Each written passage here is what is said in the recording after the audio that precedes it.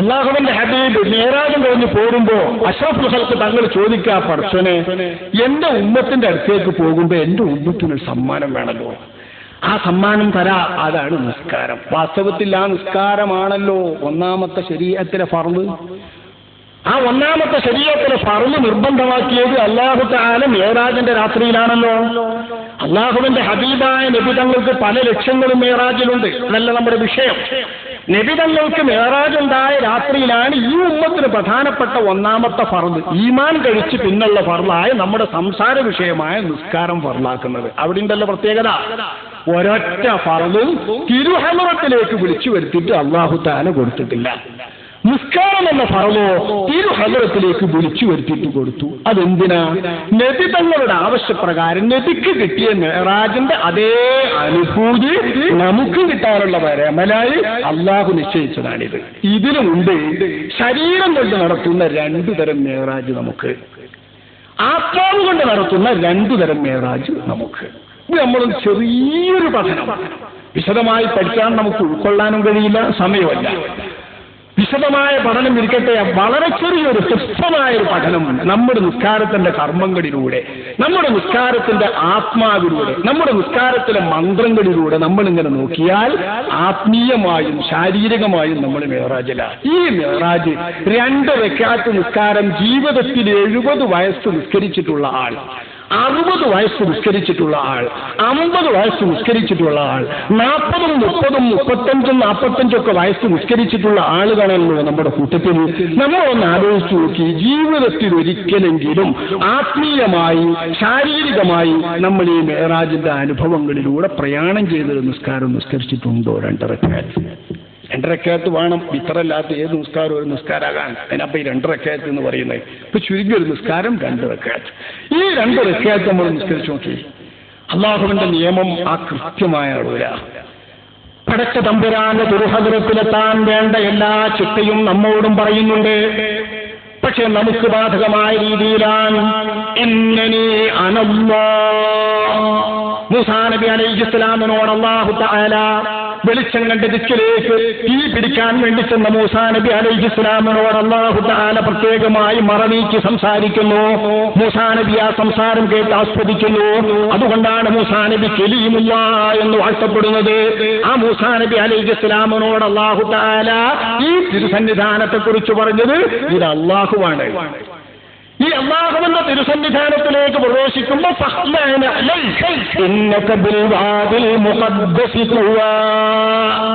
പരിശുദ്ധമായ ഈ വിധാനത്തിൽ നിൽക്കുമ്പോൾ ചെരുപ്പ് 2 അഴിച്ചൊക്കണം മൂസാന്നാണ്. നമ്മളെ ഭാഷയിൽ സംസാരിച്ചാൽ മൂസാ നബി അലൈഹിസ്സലാം ധരിച്ചിരുന്ന ചെരുപ്പ് തന്നെ വെച്ചോളി. ആ ചെരുപ്പിട്ട് കിടക്കാൻ പറ്റാത്ത പ്രദേശമാണല്ലോ. സൂഫി വര്യന്മാർ ആരിഫീങ്ങൾക്ക് ഈ പ്രയോഗങ്ങളിലൂടെ ഒരുപാട് സംസാരമുണ്ട്. ആ സംസാരങ്ങളിലേക്കും നമ്മുടെ പൊതു സദസ്സ് പറ്റില്ല. സാധാരണക്കാർക്ക് മുമ്പിൽ അങ്ങനെയൊന്നും പറയാനും പാടില്ല. വലിയ ത്വരീക്കത്തേരി എന്നൊക്കെ പറഞ്ഞോട്ട് ജയിക്കണ അങ്ങനെയാണ്. പറയാൻ പറ്റാത്ത പോലും ഇങ്ങനെ പറയും. അപ്പൊ വയലിൽ നമ്മൾ കേട്ടിട്ടില്ലല്ലോ, ഇതുവരെയുള്ള പ്രസംഗത്തിൽ നമ്മൾ കേട്ടിട്ടില്ലല്ലോ, ഇതുവരെയല്ല നമ്മൾ അവിടെ നമ്മൾ കേട്ടിട്ടില്ലല്ലോ, എന്തൊക്കെ കേൾക്കണമെന്നറിയും. ആ കേൾക്കൂടാത്തൊന്നും പറയാൻ പാടില്ല. സാധാരണക്കാർക്ക് ഉൾക്കൊള്ളാൻ കഴിയാത്ത അത്തരം വിഷയങ്ങളൊന്നും പൊതുജനങ്ങളോട് സംസാരിക്കാൻ പാടില്ല. വിലക്കുള്ളത് കൊണ്ടാണ് പണ്ഡിതന്മാരൊക്കെ പറയാത്തത്. നമ്മൾ വിചാരിച്ച നമ്മളെ ആലിമീങ്ങൾക്കൊക്കെ തിരുബലി കാണുന്ന കിതാബ് തന്നെയല്ലേ നമ്മളെ ആലിമീങ്ങൾ കണ്ടത്. ബലി വടായി പറയാൻ വേണ്ടിയിട്ട് ഉപയോഗിക്കുന്ന ഈ കിതാബിൽ ഓരോ പ്രയോഗങ്ങളും നമ്മൾ വളരെയുടെ മൂല്യന്മാർക്ക് നോക്കിയാൽ കിട്ടും. അവർക്ക് സംസാരിക്കാം. പക്ഷെ അത്തരം കാര്യങ്ങൾ പറഞ്ഞ് സാധാരണക്കാരെ വിഷമിപ്പിക്കരുതെന്നും അവരുടെ ഈമാനിനെയും അവരുടെ വിവരത്തെയും ബുദ്ധിയെയും ചോദ്യം ചെയ്യുകയും അവർക്ക് ആശങ്ക സൃഷ്ടിക്കുകയും ചെയ്യരുതെന്നും വിലക്കുള്ളത് കൊണ്ടാണ് നമ്മളെ മൂല്യന്മാരിതൊന്നും പറയാത്തത്. അപ്പൊ ആ വഴിക്കുള്ള സംസാരം നിർത്തുക. ഭാഷയിൽ നമ്മൾ തഫ്സീർ ഓതുമ്പോഴും ആയത്തിന് അർത്ഥം മനസ്സിലാക്കുമ്പോഴും ഒക്കെ ഫഹ്ലായില്ലേ മൂസാ നബിയുടെ 2 ചെരുപ്പ് അഴിച്ചു വെക്കണം. ഇവിടെ പരിശുദ്ധമായ വിധാനം അവിടേക്ക് വരുമ്പോൾ ചെരുപ്പ് അഴിച്ചേക്കണം. പള്ളികൾക്ക് അടുക്കുമ്പോൾ നമ്മൾ ചെരുപ്പ് അഴിച്ചു വെക്കുമല്ലോ. തിരുഹലത്തിലേക്ക് ചെല്ലുമ്പോൾ നമ്മോട് അല്ലാഹു തആല പറയുന്നു, നിങ്ങളുടെ 2 മലിനമായതൊക്കെ അഴിച്ചു വെക്കണം. മലിനമോ നജസോ ആയ മേനിയാണോ മാറ്റിവാ. മലിനമായ നജസായ ശരീരം, വസ്ത്രം ഇത് 2 മാറ്റണം. നജസിനെ തൊട്ട് ശുദ്ധിയാക്കി കൃത്യമായി വരണം. ബാക്കി ഷർത്തക്കാടിരിക്കട്ടെ, ശുദ്ധി വളരെ കൃത്യം കണിശമായി പടച്ച തമ്പുരാന്റെ തിരുഹദ്റത്തിൽ. ആ ഹദറത്തിലെത്തിയാൽ അല്ലാഹു തആലാന്റെ ഹദറത്തിലേക്കുള്ള മിഅ്റാജ് ആത്മീയമായി നടത്തുന്നത് മന്ത്രോച്ചാരണങ്ങളിലൂടെയാണ്, ഉരുവിടുന്ന മന്ത്രങ്ങളിലൂടെ. ആ ഉരുവിടുന്ന മന്ത്രങ്ങളുടെ ആശയങ്ങൾ മനസ്സിൽ വിധാനിക്കുമ്പോൾ, മനസ്സിലൂടെ ഊട്ടുമ്പോൾ, മനസ്സിലൂടെ ഓട്ടുമ്പോൾ നമുക്ക് ശരിക്കും ഒരു മിഅ്റാജിന്റെ അനുഭവം കിട്ടണം. ഇതാണ് ശരിയായ മിഅ്റാജ്. ആ മിഅ്റാജിന് വേണ്ടി അള്ളാഹുവിന്റെ മുമ്പിൽ ഭക്തിയോടുകൂടെ വൃത്തിയോടുകൂടെ നജസനെ തൊട്ട് ശരിയാക്കിയിട്ട് ചെന്ന് നിൽക്കുമ്പോ അല്ലാഹു തആലാന്റെ ഹദറത്തിൽ നിൽക്കുമ്പോൾ തന്നെ ആലോചിക്കുക, ആരാ കൂട്ടിന്? അള്ളാഹുവിന്റെ റസൂല് മിഅ്റാജിന് പോയപ്പോ ആരെയും കൂട്ടിന്? ഏറ്റവും മുഖറബായ മലക്ക് ജിബ്രീൽ അലൈഹിസ്സലാം. ഞമ്മക്കുമാണ് ഒരു മലക്ക് കൂട്ടിനെ. അല്ലെങ്കിൽ പിന്നെ നമ്മളെ കൂടെ ശൈത്താൻ വരും. ശൈത്താനെ കൂട്ടാതെ മലക്ക് വന്നെങ്കിലേ പറ്റൂ. ഇപ്പൊ നമ്മളെ കൂട്ടാളിയെ കണ്ടുപിടിക്കണം. നമ്മളെ കൂട്ടാളി നമുക്കുണ്ട്. ഏതൊരു മനുഷ്യനും മലക്കിൽ നിന്നുള്ള ഒരു പ്രതിനിധിയും ജിന്നിൽ നിന്നുള്ള ഒരു പ്രതിനിധിയും ഒരു മനുഷ്യനെ കൊണ്ട് ഏൽപ്പിക്കപ്പെടാതെ ഇല്ലെന്ന് ഖാല റസൂലുള്ളാഹി. കരീൻ, ഈ കരീനില്ലാ നടക്കൂല. ഇന്നിപ്പോ മുതുകാടിന്റെ പ്രവചനം ശരിയായോ? ഇത് ഞാൻ കണ്ടിട്ടില്ല. ഞാൻ നാളെ പത്രം വായിക്കുമ്പോഴേ എനിക്ക് കാണുള്ളൂ. നാളെ 9 മണിക്ക് പത്രം വായിക്കുമ്പോഴേ എനിക്ക് കിട്ടുള്ളൂ. ഇന്ന് ആരെങ്കിലും മനസ്സിലാക്കിയവരുണ്ടോ? മുതുകാടെന്ന് പ്രവചിച്ചിട്ടുള്ളോ? ഇന്ന് തലക്കെട്ട്, ഇന്ന് പത്രത്തിൽ വന്ന എല്ലാ തലക്കെട്ടുകളും മുതുകാട് പ്രവചിച്ചിട്ട് മെല്ലെ പെട്ടിയിലാക്കിയിട്ട് കൂട്ടിച്ചു പോകുന്നുണ്ടല്ലോ. അതിനെപ്പറ്റി വല്ലതും അറിയണവരുണ്ടോ സാസിന്? കേട്ടോ? എല്ലാം ക്ലിയറാ? 100% ചെയ്യുന്ന മൂപ്പര് ചെറിയൊരു പൊടിക്കൈ ഇന്ന് നടത്തിയിരുന്നു. 50% വിജയം ശരിയാവുള്ളൂ. 100 എല്ലാം കൂടി ശരിയായ അത് പമ്പം വിജയാണ്. മൂപ്പർക്ക് ആദ്യം അറിയാം എല്ലാം ശരിയാവുമെന്ന്. അതിന്റെ പിന്നിലൊരു വിദ്യ ഉണ്ട്. നിഷേധിച്ചിട്ട് ഫലമില്ല. ഇതൊന്നും നിഷേധിച്ചിട്ടുള്ളതൊക്കെ മായാജാലം എന്ന് പറഞ്ഞാൽ മാന്ത്രിക വിദ്യമല്ലോ പഴുന്നലൊന്നും അല്ല. ഇത്തരത്തിലുള്ള ഒരുപാട് വിദ്യ നമ്മളൊപ്പം ഉണ്ട്. നമ്മളുള്ളപ്പോഴുള്ള സാധനത്തിന് ശരിയാക്കിയതിനൊക്കെ പറ്റും. നമ്മളിപ്പോ ഒരു സാധനം ഒന്ന് ജിന്നുണ്ട്, ഒന്ന് മലക്കുണ്ട്. അത് മൂലേരപ്പോണ്ട്, താടന്റെ പോണ്ട്, ഏത് കോന്തന്റെ പോണ്ട്. മനുഷ്യനാണോ ഓന്റെ ഒപ്പമുണ്ട്. മൂന്നിനൊന്നും ആകണ്ട, ആരൊപ്പമുണ്ട്. മലക്കിനെ ദുർബലപ്പെടുത്തി പിശാചിന് വഴിപ്പെടുന്നതിൽ പ്രത്യേകത കാണിക്കുന്നവന്റെ കൂട്ടാളി കരീം ശൈത്താനാണ്.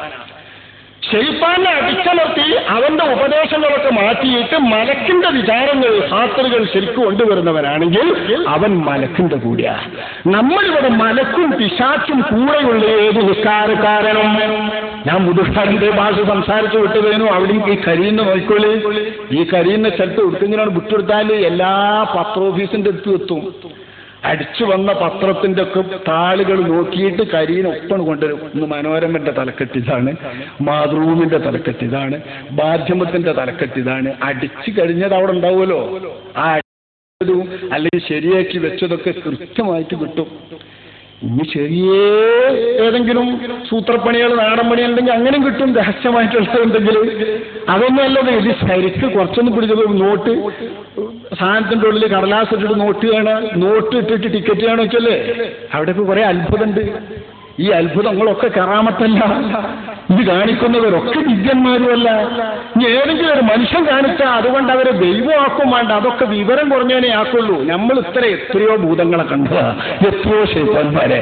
ആ തരത്തിലുള്ള പിശാചുക്കൾ നമ്മളൊക്കെ ഒപ്പുണ്ട്. നമ്മുടെ കൂടെയുള്ള കരീം മാറ്റി നിർത്തണം. പിശാചിനെ, മലക്കിനെ കൂട്ടണം. നന്മയുടെ വിചാരങ്ങൾ, തിന്മയുടെ വിചാരങ്ങൾ, ഇതും നമ്മുടെ കൂടെയുണ്ട്. എപ്പോഴും വൈരുദ്ധ്യം. ഇവിടെ നമ്മളെപ്പോഴും വൈരുദ്ധ്യത്തിലാ ലോകത്തിന്റെ പോക്ക് എന്ന തത്വം നമ്മൾ മനസ്സിലാക്കേണ്ടതല്ലേ? ശരിയാ. വൈരുദ്ധ്യങ്ങളാകെ.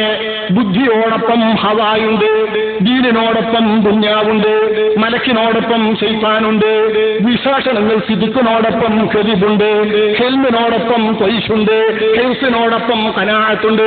എല്ലാ ഗുണങ്ങളും വൈരുദ്ധ്യത്തോടെയാണ്. ഈ വൈരുദ്ധ്യങ്ങളിൽ നിന്ന് എല്ലാം നല്ലത് മാത്രം പിടിക്കണം. നന്മ, തിന്മ, ധർമ്മം, അധർമ്മം, നീതി, അനീതി, എല്ലാ സദ്ഗുണങ്ങളും നമ്മുടെ മനസ്സിന്റെ അകത്ത് ഊട്ടപ്പെട്ടിട്ടുണ്ട്. നമ്മുടെ ഗുണങ്ങളിൽ ഊട്ടപ്പെട്ടിട്ടുണ്ട്. നമ്മുടെ മനസ്സുമായി ബന്ധപ്പെട്ട് ഇതിൽ അഖിലോനോടുകൂടെ, ദുന്യാവിനെ വിട്ട് ദീനോടുകൂടെ, ശൈത്താനെ വിട്ട് മനസ്സോടുകൂടെ, സദ്ഗുണങ്ങളോടുകൂടെ അല്ലാഹുവിലേക്കുള്ള പ്രയാണം ആരംഭിക്കണം. അല്ലാഹുവിലേക്കുള്ള പ്രയാണം ആരംഭിക്കുമ്പോൾ തിരു സദസ്സിലേക്കുള്ള പ്രയാണത്തിന്റെ ആരംഭം തന്നെ ഏറ്റവും വലുത് ഉണ്ടായത് തന്നെ അല്ലാഹു അക്ബർ, അല്ലാഹു അക്ബർ എന്ന പ്രഖ്യാപനമാണ്. ആ പ്രഖ്യാപനത്തിന്റെ മുമ്പ് അല്ലാഹു തആല നിർദ്ദേശിച്ചിരിക്കുന്നത് എന്താണ്? കൈ ഉയർത്തിക്കൊണ്ടാണ് അല്ലാഹു അക്ബർ എന്ന് ചൊല്ലുക. ഇങ്ങനെ വെച്ച കൈ, ആ കൈ അല്ലാഹു അക്ബർ. ചുമലിന് നേരെ വരുമ്പോ ചെവിത്തൊട്ടിയോട് പെരുവിരൽ വെച്ചിട്ട് നേരിട്ട് വരുന്ന ഈ രൂപത്തിൽ വരുമ്പോൾ അല്ലാഹു അക്ബർ അവസാനിക്കും. അങ്ങനെയാ വേണ്ടേ? നമ്മൾ ചിലപ്പോ അങ്ങനെയല്ല, നമ്മൾ അല്ലാഹു അക്ബർ കിട്ടൊക്കെ കെട്ടി കഴിഞ്ഞിട്ടവന്റെ ഈ അള്ളാഹൊക്കെ എത്ര നീട്ടിക്കാരെന്ന് പറയാം. പോറ്റി നടന്ന വയസ്സ് നിയമത്തിൽ തന്നെ വെച്ചാ അള്ളാണെന്ന വാചകത്തിന് ശരിക്കും ഒരു നീട്ടൽ പറഞ്ഞാൽ 2 ഹർക്കത്തിന്റെ കതിറ. അത് അള്ളാണെന്ന ജലാലത്തിന്റെ ഇസ്മിന് മഹത്വത്തിന് വേണ്ടി 2 അലിഫ്, അപ്പൊ 4 ഹർക്കത്തിന്റെ കതിർ. അല്ലോ വന്നാൽ കഴിഞ്ഞു. സാധാരണ ബാല എന്ന് പറഞ്ഞാൽ അവിടെ അല്ലോ കുറച്ചൊരു ഇരട്ടിയും കൂടി ആവാം. ഈ അള്ള നീട്ട 7 അലിഫിന്റെ കതിർ വരെ നീട്ടാം. 7 അലിഫ് അതായത് 14 ഹർക്കത്ത്. ഈ സ്റ്റെപ്സ് ഒരു 14 മൊഴിയുടെ വരെ നീട്ടിയാൽ നിയമവിധേയം. അതിന്റെ അപ്പുറം വിട്ടാൽ ഉച്ചാരണം തന്നെ നിയമത്തെറ്റാണ്. അതിന്റെ പുറമെ നിശ്ചയിക്കപ്പെട്ടതല്ല, നിശ്ചയിക്കപ്പെട്ടത് അല്ലാഹു അക്ബർ എന്ന് നിൽക്കുന്നിടത്ത് നിന്ന് കൈ ഉയർത്തിയിട്ട് പെരുവിരൽ ഇങ്ങനെ എത്തുന്നതിലിടക്ക് അല്ലാഹു അക്ബർ. കുഞ്ചർമുട്ടിയിലേരുണ്ടായിരുന്നു നമ്മളെ ബഹുമാനപ്പെട്ട ശൈഖുനായുടെ ശരീക്ക്. നിസ്കാരം ഇങ്ങനെ മൂപ്പർക്ക് ഓർമ്മ വരും. അല്ലാഹു അക്ബർ, ശബ്ദം തന്നെ ഒരു ചെറിയ ചീനക്കുട്ടിയാണ്, നല്ല രസമാണ്. ആ അല്ലാഹു അക്ബർ എന്ന് പറയുന്നത് കൃത്യമായിട്ട് ഞാൻ കണ്ട മൂല്യന്മാരെന്ന് കണ്ട മൂപ്പരതാ എന്ന് വെച്ചാൽ അതിന്റെ അർത്ഥം ഇവിടെ എല്ലാവരും പരാജയ. ഞാൻ കൈ നോക്കിയാണ് ഇനിയിപ്പോ എന്നെ കുറിച്ചാക്കണ്ട, ഞാൻ തരക്കതന്നെ പറഞ്ഞിട്ടുണ്ട്.